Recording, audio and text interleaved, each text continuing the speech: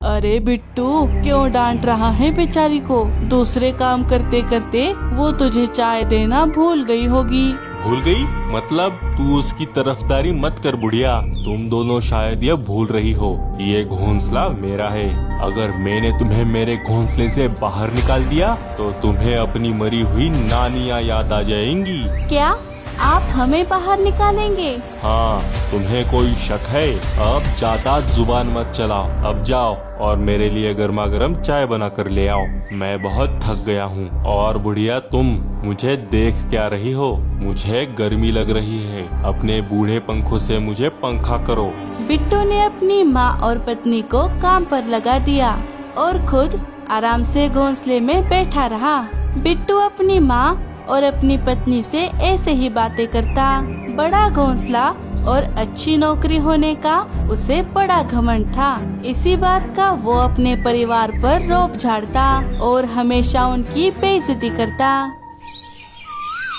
माँ जी, बिट्टू जी हमसे ऐसी बातें क्यों करते हैं? लगता है आपने बचपन से उनके बहुत लाड़ प्यार किए हैं। अरे बहू, मैंने उसे लाड़ प्यार करके सिर पर नहीं चढ़ाया। उसके बचपन में हम बहुत गरीब थे और उस गरीबी की वजह से हम उसे कुछ भी नहीं दे पाए। उसे जो ये नौकरी मिली है वो उसी की मेहनत की वजह से मिली है। बस इसी बात का उसे बहुत घमंड है। अच्छा, लेकिन हम पर रोब झाड़ने से उन्हें क्या खुशी मिलती है? ये घोंसला उन्होंने बनाया है तो क्या हुआ? इस घोंसले को आप और मैं ही तो संभालती है। पता नहीं ये बात बिट्टू को कब समझ आएगी। भूरी और उसकी सास हमेशा इसी आशा में रहती कि बिट्टू को उनकी कीमत का पता कभी ना कभी चल ही जाएगा। लेकिन बिट्टू हमेशा उनकी आशाओं पर पानी फेर देता। अरे बिट्टू, तू आ गया? नहीं नहीं, अभी भी काम पर ही हूँ बुढ़िया। दिखाई नहीं दे रहा? लगता है दिमाग के साथ साथ आंखें भी बूढ़ी होती जा रही है। अरे, आप तो आते ही शुरू हो गए। माँ जी ने तो ऐसे ही पूछा था। तुम दोनों किसी दिन मुझे पागल बना दोगी। और ये घोंसले का क्या हाल बना कर रखा है? तुम दोनों को घोंसले की कोई कदर नहीं और कोई काम तो है नहीं। बस मेरे इस घोंसले को ठीक ठाक रखना होता है, वो भी तुम लोगों से नहीं होता। अरे बेटा, सब कुछ ठीक ठाक ही तो है। बेचारी बहू दिन रात बस घोंसले को ही संवारने में लगी रहती है। अब कभी कभार उसे भी तो थकान होती होगी। अच्छा, अगर इतनी ही थकान होती है तो मेरे घोंसले में रुकने की कोई जरूरत नहीं। वैसे भी तुम दोनों इस घोंसले में रहने के लायक नहीं हो। अब मेरा मुंह क्या देख रहे हो? दिख नहीं रहा? मैं थक गया हूँ। जाओ, मेरे लिए गर्मा गर्म चाय लाओ। बिट्टू घोंसले में जाकर सो गया। मुझे माफ कर देना बहू, पता नहीं मैंने ऐसे बेटे को क्यों जन्म दिया। अरे माँ जी, आप खुद को दोषी क्यों ठहरा रही है? हमारी तो किस्मत ही फूटी है। हम क्या कर सकते हैं? अब जैसा है उसी में खुश रहना होगा। अगले दिन बिट्टू रोज की तरह काम पर जा रहा था। सुनिए बिट्टू जी, घर में थोड़ा सामान खत्म हो गया है, आते वक्त ले आइएगा। और हाँ, माँ जी की दवाइयाँ भी। क्या सामान खत्म हो गया? अभी कुछ दिनों पहले ही तो सामान लाया था। इतनी जल्दी खत्म कर दिया तुमने? खत्म कर दिया मतलब? अब सामान है तो खत्म ही होगा ना बेटा। भूरी ने अकेली थोड़ी ही खाया है। हाँ हाँ, और तुम दोनों को घर में बैठकर काम ही क्या है? सारा दिन बस ये खाओ वो खाओ और घर में बैठकर आराम करो। कभी बाहर जाकर 2 पैसे कमाकर पता है तुम्हें कितनी मेहनत करनी पड़ती है? अगर आपको सामान नहीं लाना है तो मत लाइए, लेकिन हमें बुरा भला मत कहिए बिट्टू जी। हम आपकी इज्जत करते हैं, इसीलिए आपको कुछ नहीं कहते। लेकिन आप तो अपनी माँ से भी ढंग से बात नहीं करते। अच्छा, तो अब तुम बताओगी मुझे इससे क्या बातें करनी है? लगता है तुम्हें तुम्हारे मायके की याद आ रही है। तुम्हें तुम्हारी जगह दिखानी ही होगी। अरे अरे नहीं नहीं बेटा, बहू के कहने का ये मतलब नहीं था। तू जा, तू काम पर चला जा। मेरे सामने ज्यादा दिमाग लगाने की कोशिश की तो याद रखना। बिट्टू काम पर चला गया। माँ जी, आपने बिट्टू जी को क्यों रोका? अगर वो मुझे इस घर में नहीं रखना चाहते तो भेजने दीजिए मुझे अपने मायके। अरे बहू, एक तू ही तो है इस घर में जिसे मैं अपना कह सकती हूँ। अगर तू भी चली गई तो मैं तो जीने की उम्मीद ही छोड़ दूंगी। थोड़ी देर बाद भूरी की अचानक से तबीयत खराब हो जाती है। अरे अरे भूरी बेटा, क्या हुआ? तुम तो ठंड से कांप रही हो। पता नहीं माँ जी, अचानक से ठंड लग रही है। अच्छा, जरा देखूं तो। अरे बाप रे, तुम्हारा तो शरीर बहुत तप रहा है। तुम्हें तो बहुत तेज बुखार है बहू, तुम यहीं पर आराम करो। चलो। तभी बिट्टू घर आ गया। अरे भूरी, तुम अभी तक आराम कर रही हो? उठो, मेरे कुछ दोस्त आने वाले हैं, उनके लिए बढ़िया सा लजीज खाना बनाओ। क्या? लेकिन ऐसे अचानक से? हाँ तो अब क्या मुझे मेरे दोस्तों को भी बुलाने में तुम्हारी इजाजत लेनी पड़ेगी? उठो चुपचाप और काम पर लगो। अरे बिट्टू, ये क्या कर रहा है? बहू की हालत तो देख, उसकी तबीयत ठीक नहीं है, उसे तेज बुखार आया है और तू है कि उसे खाना बनाने के लिए कह रहा है। तो मैं क्या करूँ? मेरे दोस्त आ रहे हैं, मुझे कुछ नहीं पता। जाओ जल्दी से खाना बनाओ। ठीक है, मैं बना दूंगी। नहीं, मैं बनाती हूँ खाना, तुम आराम करो बहू। इतने तेज बुखार में काम करोगी तो तुम्हारी तबीयत और बिगड़ जाएगी। लेकिन माँ जी।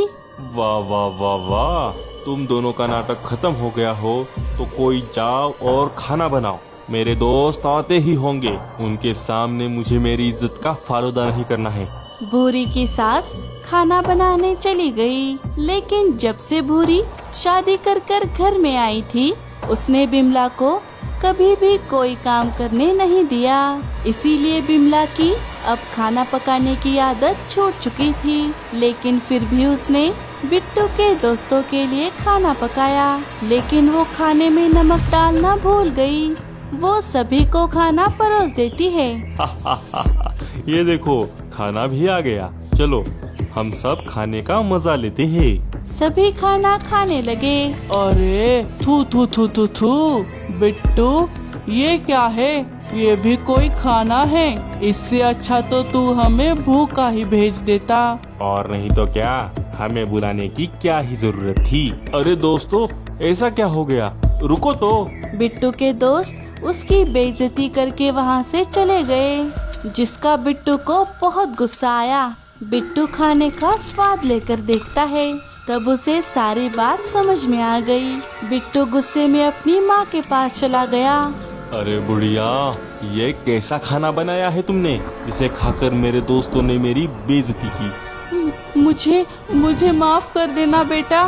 वो बहुत दिन हो गए ना खाना पकाए, तो शायद मैं भूल गई। क्या कहा? अरे अरे अरे, तुम्हारी वजह से आज मेरा बहुत अपमान हुआ है। आज मैं तुम्हें अपने घोंसले से बाहर निकाल कर ही रहूंगा। बिट्टू अपनी माँ को बाहर निकालने ही वाला था, तभी भूरी वहाँ पर आ गई। रुक जाइए बिट्टू जी, ये आप क्या कर रहे हैं? आप माँ जी को घर से बाहर नहीं निकाल सकते। क्यों नहीं निकाल सकता? ये घोंसला सिर्फ और सिर्फ मेरा है और यहाँ सिर्फ मेरी मर्जी चलेगी। याद रखो, तुम दोनों मेरे टुकड़ों पे जीते हो, मुझे भी तुम लोगों की कोई जरूरत नहीं। बस करिए, अब हम आपकी बात नहीं सुनेंगे। जब देखो तब हमारी बेइज्जती करते हैं। हमारी कोई कदर नहीं है आपको। हमें भी आपकी और आपके इस घोंसले की कोई जरूरत नहीं है। हम इसके बिना भी बहुत सुकून से रह सकते हैं। माँ जी चलिए यहाँ से, बहुत हो गया। अब सब कुछ बर्दाश्त के बाहर जा चुका है। भूरी अपनी सास को लेकर बाहर आती है। बाहर जोरों की बारिश हो रही थी। अरे बहू, अब हम क्या करेंगे? बाहर तो बड़ी तेज बारिश हो रही है। कोई बात नहीं माँ जी, आप चिंता मत करिए। चलिए मेरे पीछे आइए।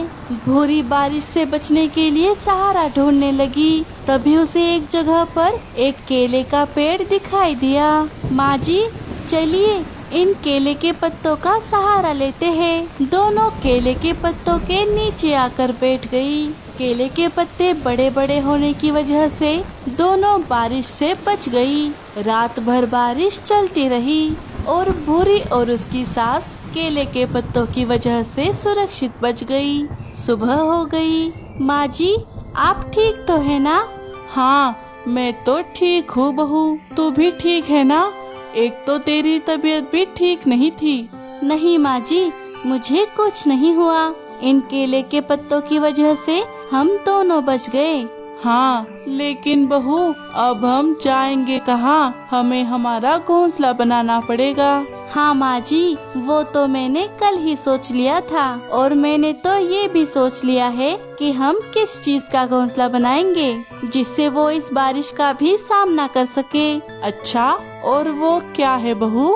ये केले के पत्ते माँ जी, आपने देखा ना, इन केले के पत्तों ने हमें रात भर बारिश से बचाया है। अब हम इसी का घोंसला बनाएंगे। हाँ, ये तो बढ़िया आइडिया है। चलो बहू, हम काम पर लग जाते हैं। क्या पता अचानक से बारिश फिर से शुरू हो जाए। हाँ चलिए। भूरी और उसकी सास मिलकर कुछ केले के पत्ते तोड़ लेती है और बाकी सामान इकट्ठा करके अपना घोंसला बनाने में लग गई। माँ जी, आप देखना, हमारा घोंसला बहुत मजबूत बनने वाला है। तभी बिट्टू उन दोनों को देखकर वहाँ पर आ गया। अरे ये तुम दोनों क्या कर रही हो? हम मजे से चाय पी रहे हैं। दिख नहीं रहा अंधे? लगता है दिमाग के साथ साथ आंखें भी कमजोर हो गई है।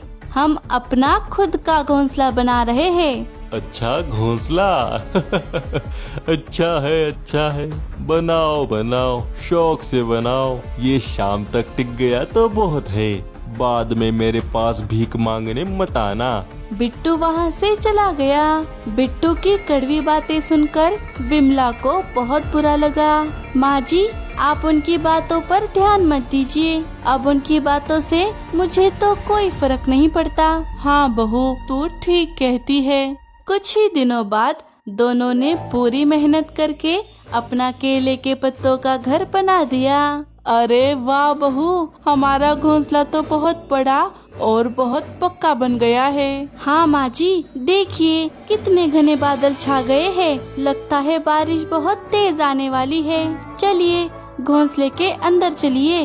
दोनों अपने घोंसले के अंदर चली गई। थोड़ी ही देर में तेज तूफान के साथ जोरदार बारिश शुरू हो गई। बहू, अच्छा हुआ हमने समय पर घोंसला बना लिया, वरना हमें बहुत परेशानी होती। इधर तेज तूफान और बारिश की वजह से बिट्टू का घोंसला टूट चुका था और वो बारिश में भीग रहा था। अरे नहीं, अब मैं क्या करूँ? हाँ, भूरी और माँ से मदद मांगता हूँ, वो मेरी मदद जरूर करेंगे। ऐसा सोचकर बिट्टू बिमला के घोंसले के बाहर आ गया और उनसे मदद मांगने लगा। भूरी दरवाजा खोलो, मुझे अपने घोंसले में लो। माँ दरवाजा खोलो। अरे ये तो इनकी आवाज लग रही है। लगता है ये बारिश में भीग रहे हैं। क्या कर रही है भूरी? दरवाजा मत खोल, रहने दे उसे बारिश में। उसने हमारे साथ क्या क्या किया तू भूल गई, और अब वो मुंह उठाकर हमसे मदद मांग रहा है। रुक, उससे पूछती हूँ कि वो अब यहाँ पर क्या उम्मीद लेकर आया है। माँ मैं जानता था आप मेरी मदद जरूर करेंगी। क्या कहा? माँ? अरे बिट्टू, तू भूल गया, तू तो मुझे माँ नहीं कह सकता, बुढ़िया कहता है, बुढ़िया। नहीं माँ, मुझे माफ कर दो। नहीं, अगर तूने सिर्फ मेरे साथ ऐसा किया होता तो शायद मैं तुझे कभी माफ भी कर देती, लेकिन तूने तो मेरी भूरी की हमेशा बेइज्जती की, हमेशा उसे कम समझा। और हाँ, ये घोंसला बनाते वक्त भी तुम हम पर हंस रहे थे। मुझे अपनी गलतियों का एहसास हो गया, मुझे बहुत अफसोस हो रहा है माँ, लेकिन मैं ये भूल चुका था कि मैं जो भी बन पाया हूँ वो सिर्फ आपकी वजह से बन पाया हूँ। मैं आप दोनों से माफी मांगने के लायक भी नहीं हूँ। तभी बारिश और तेज हो गई। सुनिए, अंदर आ जाइए। बहू, ये तू क्या बोल रही है? तू इसे कैसे माफ कर सकती है? माँ जी, इन्हें अपनी गलती का एहसास हो चुका है और इन्हें उस बात का पछतावा भी है। अब शायद हमें इन्हें माफ कर देना चाहिए। अच्छा ठीक है, अगर तू कहती है तो बिट्टू आ जा अंदर। बिट्टू घोंसले के अंदर चला गया। भूरी, मैं तुम्हारा शुक्रिया कैसे अदा करूं? मुझे तुम दोनों की कीमत पता चल गई है। मैं चाहे कितना ही बड़ा घर बना लूं, अगर तुम दोनों उसमें नहीं हो तो उस घर का कोई फायदा नहीं। बिट्टू की बातें सुनकर बिमला और भूरी को बहुत खुशी हुई। अब तीनों अपने केले के पत्तों के घर में हंसी खुशी से रहे।